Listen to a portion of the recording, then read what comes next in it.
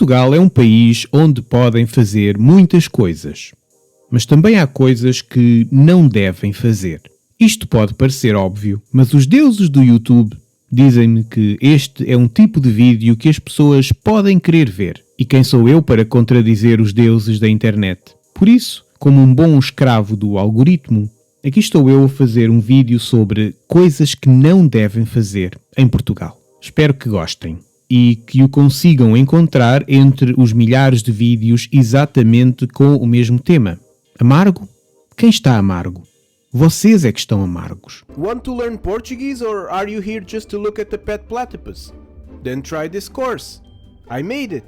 In it, I explain the basics of the language and also the really complicated things, like when to use the imperfect instead of the perfect, the difference between para and por, or the 700 different meanings of the verb ficar. I also included more things for you, like a section to improve your comprehension with text to read, audio to listen to, or videos to watch. Tired of courses that copy school textbooks, pretend they are Duolingo or are just overpriced ego trips for their authors? Give this one a go! It's full of clear and straight to the point explanations of how the language works, with lots of audio examples. And every subscription gets a free Ronaldo bust.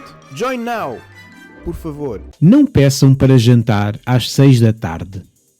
Os portugueses vão aceitar o pedido porque são educados. Vão trazer a comida que conseguirem encontrar na cozinha, que normalmente só abre 1 hora depois. E talvez digam, como se não fosse importante, que normalmente jantamos um bocadinho mais tarde.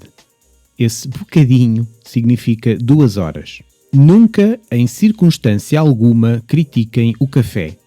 Em Portugal, o café não é uma bebida, é uma instituição. Dizer que é melhor noutro país ou que já beberam melhor vai ser recebido quase como uma declaração de guerra. As únicas reações aceitáveis ao café português são gemidos de prazer. Se não gostam, mintam, por favor. É melhor assim. Não insinuem que houve algum pormenor negativo na era dos descobrimentos. É muito fácil encontrarem um português que queira falar sobre o papel de Portugal na era da expansão europeia dos séculos XV e XVI. Até é possível que sejam os portugueses a começar a conversa. Se acontecer, nunca digam que os portugueses fizeram alguma coisa mal durante esse período. A realidade não interessa. Se não querem que os portugueses percam a sua lendária simpatia, guardem a realidade para vocês. Não generalizem. Os portugueses são muito afetuosos. Nunca são pontuais. São melancólicos. Dão muita importância à família.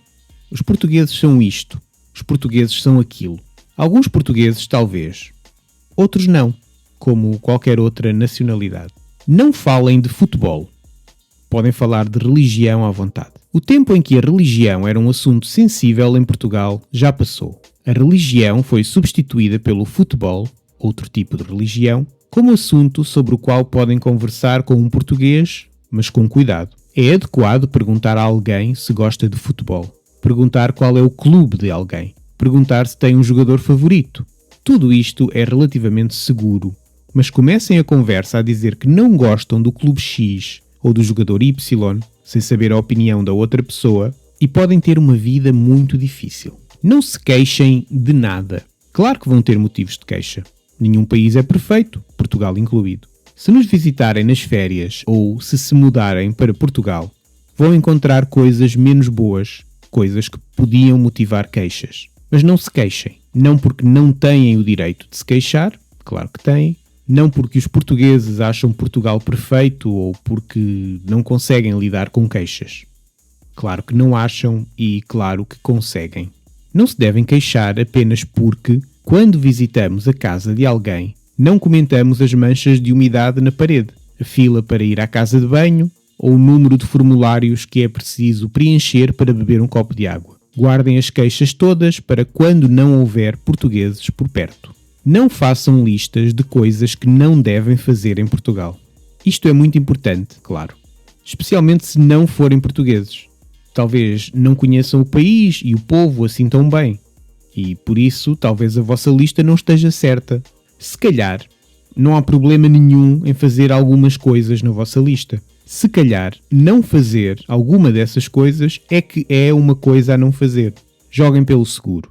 Isso pode significar a diferença entre um pastel de nata ainda quente e um pastel de bacalhau da semana passada.